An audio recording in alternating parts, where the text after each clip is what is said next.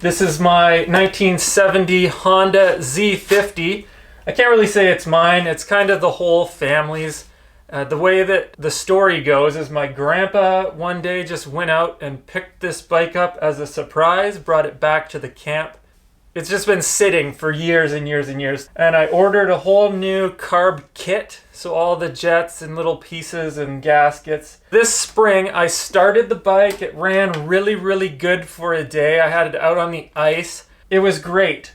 And then all of a sudden it started leaking a lot of fuel, and I don't know what the heck happened because it was running so good. And then it just wouldn't start. So as I was taking this carb apart, I found exactly what I did wrong.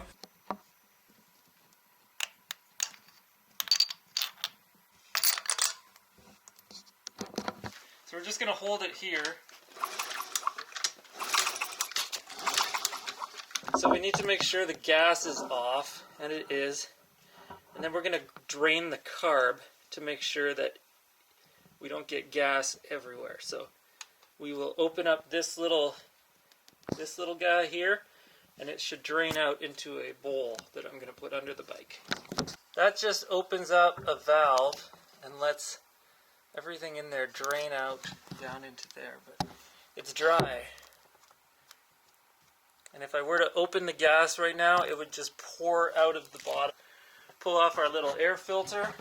Alright, so now that the gas lines can be unhooked, we're going to put some pliers on there. Press that and pull it off and let it dangle. Pull that clamp back on the rubber, get it loose, and then this should just pull right off there. With a little bit of elbow grease, come on. And shoot! That little bit of gas is coming out of the fuel line there. And now we need to grab a 10 mil and pull the carb off. Beautiful. We're going to reach in here. Right there is the throttle control.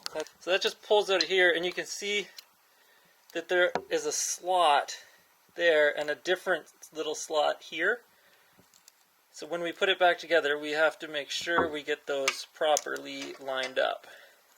So just tuck that out of the way, get that loosened off. You can eventually just use your fingers. And I'm going to put on some gloves to work on this carb. And then we're going to pull the carb off, like that. And there it is. So we're just going to take this whole carb apart and see if that does anything for us. Get this thing off of here. This little guy. Pull this out. We're going to take anything rubber right off of this so that I can spray it with carb cleaner. That'll save the life of our little rubber grommets. It's pretty clean in there.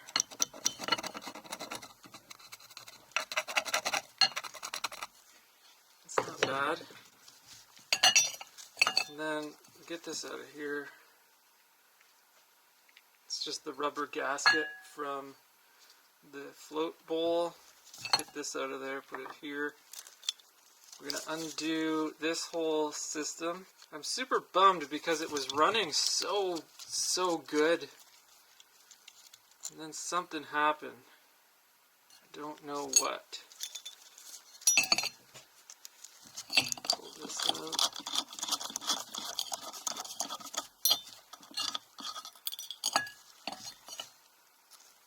This stuff is so clean, it's impossible that my carb is gummed up.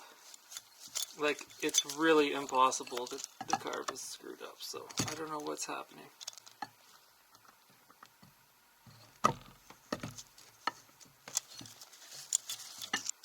Get this out of here.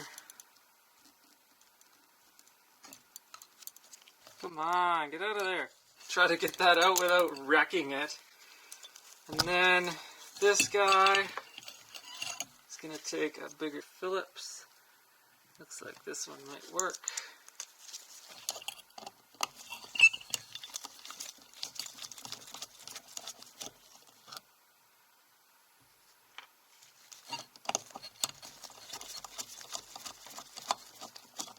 There's another little rubber gasket in here. So that is like mint. That is our, yeah, I don't need to take apart the choke. I'm just gonna blast this with carb cleaner. It really doesn't need to be torn all the way down. Thing here that just keeps the bolt from undoing. So this is gonna be a hard part. To get the float off, I have to poke it through, and I don't have a vise. I think I poked it through this way the last time. Oh, that was very easy. Needle nose, pull that clamp out of there. There's our float. It doesn't look like it has any holes on it, but we can solder that if it does have a hole. Come on, get out of there. And then this is the float pin. Looks okay. I'm gonna take this off. It's like a tiny 7.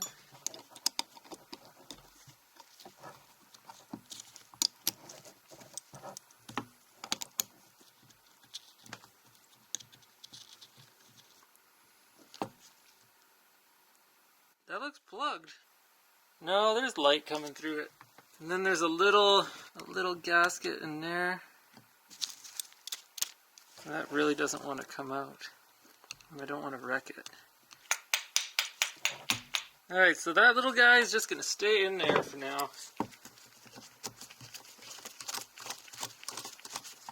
That little jet.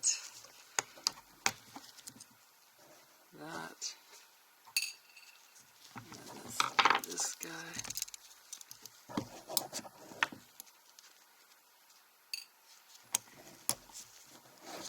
Pull this out of here. That's pretty clean. Alright, we'll get some carb cleaning stuff, some carb cleaner. So we're just poking through here into all these little tiny holes. Just kind of cleaning that out. Then we'll put the big brush down in there, clean it all out extra good. Another little jet.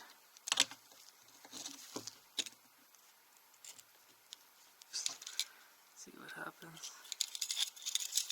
So I think that's everything that can be cleaned. Carb cleaner in there.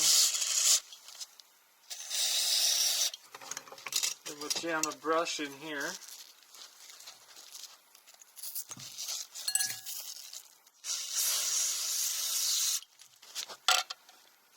Look what the carb cleaner's doing to these gloves.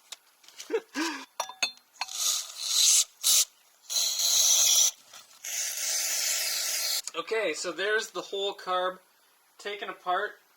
I'm going to blow it out with air. We'll reset the float. I'll show you how to do that. There's the gasket that I couldn't get out earlier. So let's put this carb back together. This little gasket, before we forget about it, just drop it into that hole. This guy goes here. It's the only hole that that one will fit in. So just snug that in there, not crazy tight. Put the jet back on there. Give that just a little twist, snug. Drop it in there, twist it, snug.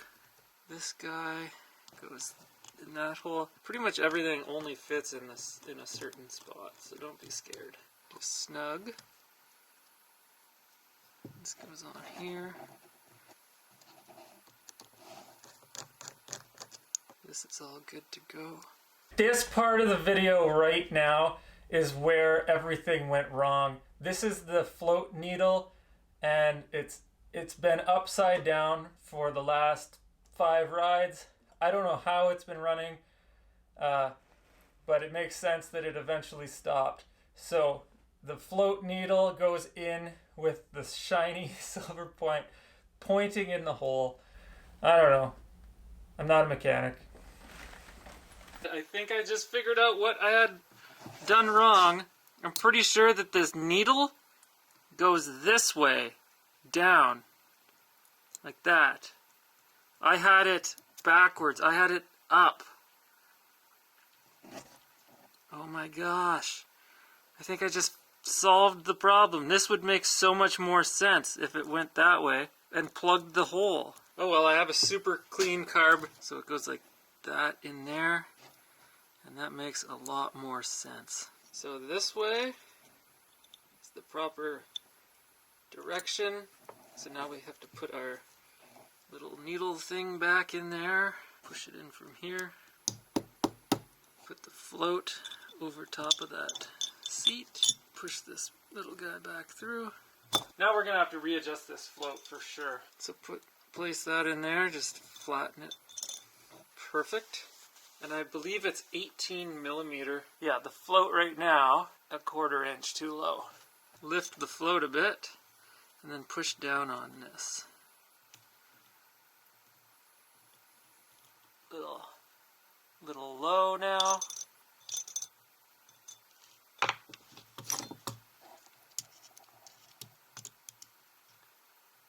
Perfect. It only fits on the one way like that, with this thing that comes and grips on. This part goes here, that's our little overflow.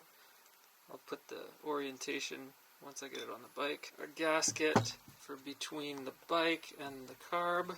This little guy goes in the bottom of the carb here. This is the idle adjust screw. It's the little flat one compared to this pointier one, and it goes here in the middle.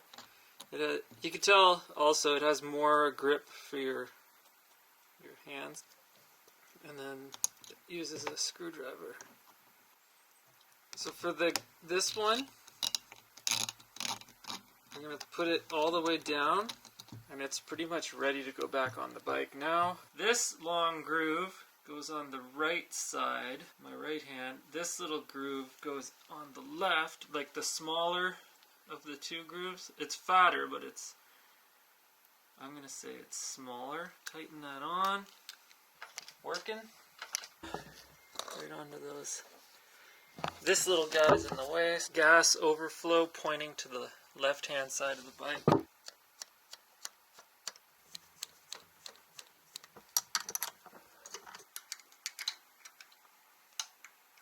Nice and snug.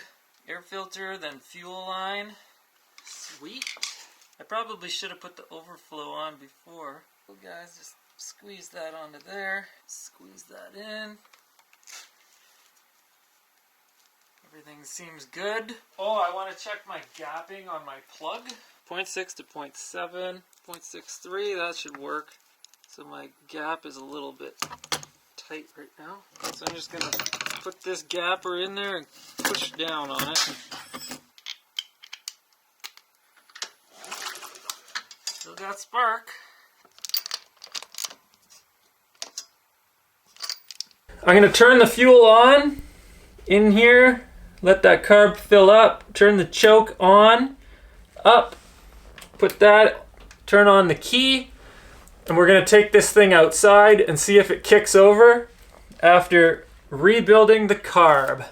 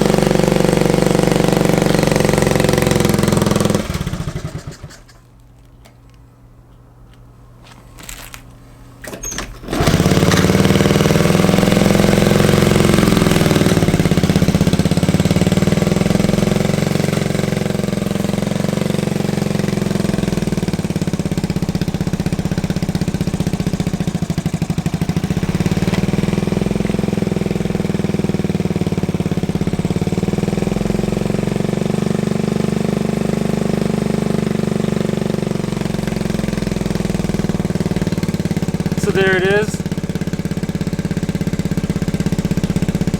Pretty much dialed. I might have to run back and turn on the choke some more.